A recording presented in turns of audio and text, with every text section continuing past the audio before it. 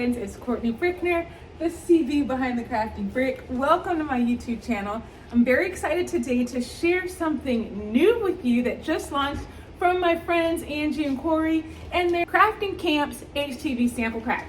This is so cute. It comes with 6 different colors of HTV.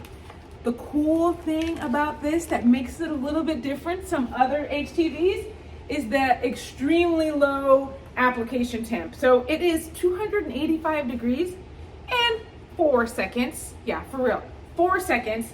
I am so excited to try it out. It even comes with all of these cute designs that you can download from the Crafting Camps HTV sample pack.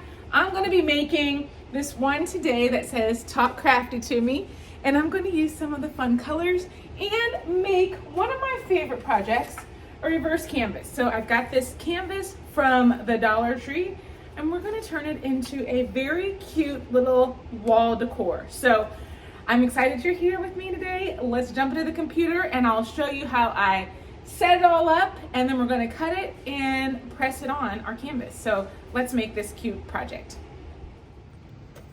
First, let's measure and see how big the inside of our frame is, because that's where our picture is going to fit. So we've got 10 by 7.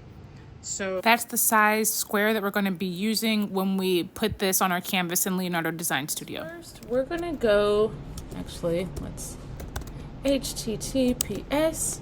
We're going to go to the spot you need to go to download the file. Did I get it? Hopefully that is correct. Okay, we got the bundle here. We're gonna, oh, we already unzipped it. Okay, now the file that I want, Talk Crafty to Me.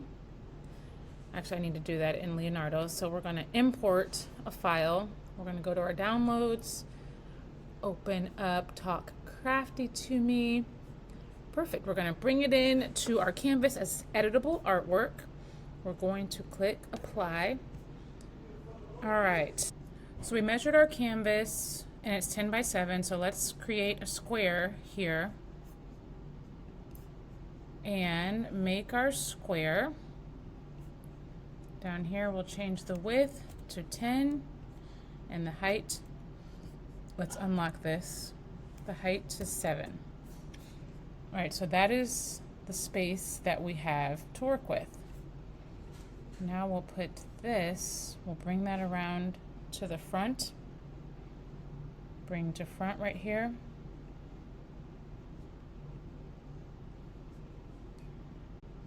Okay, now we will delete our background because we don't need that. And then we've got this and it's the right size for what we need. So let's go ahead and send this to cut. We're using a lot of the colors and it's broken it up into the different sections, so when it cuts it's going to be in the right spot. So let's go ahead and cut our material. One of the nice things about Juliet is you don't need a mat to cut material that has backing. So first I'm going to just do a test cut to get my pressure right. So I press the t-shirt button, I try to weed it, see if it weeds nicely. This one is not perfect, so I'm going to go ahead and bump up the pressure just a little bit and try that test cut again, and let's see if it weeds better. I'm having a hard time seeing the cut lines, but this one weeds a lot better and more easily, so I'm going to go ahead and set that as my pressure, and then I'm going to go ahead and cut all the materials.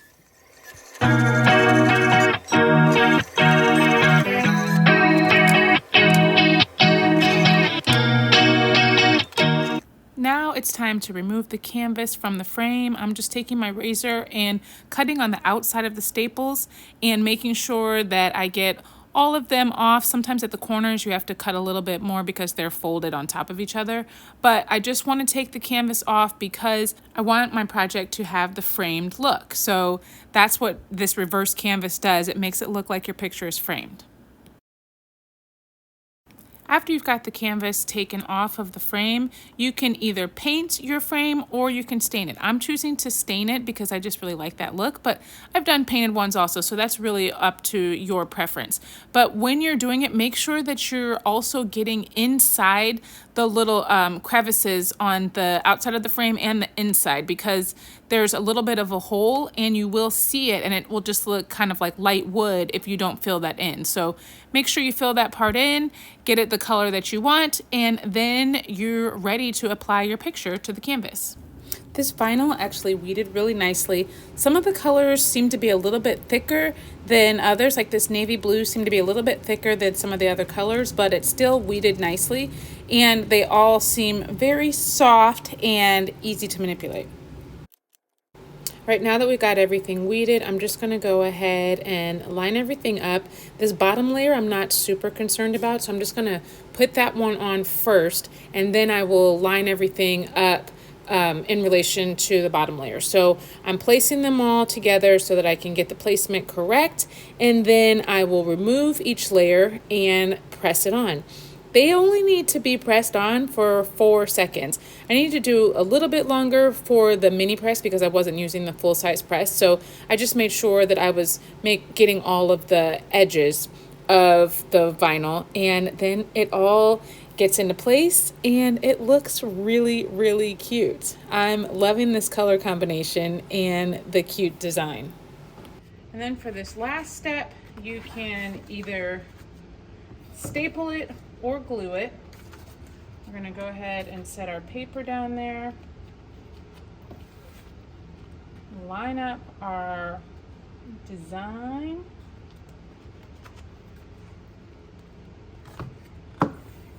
Over. I'll start on this end. I start on one end and then I hold the other end really taut so that I don't have any wrinkles in it. I start in the middle, go to the outside of the middle staple first, and then I just fill in all of the gaps, make sure I get the corners, and then after I fill in all the staples, I go ahead and take my razor and cut outside of where the staples are, and then it's a nice finished edge.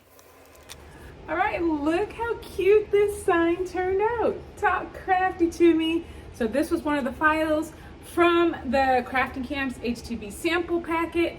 It weeded nicely. They have cute designs. The colors are fun. So if you want to check it out, check the link down below in the description and you can get some of your own HTV from Crafting Camp.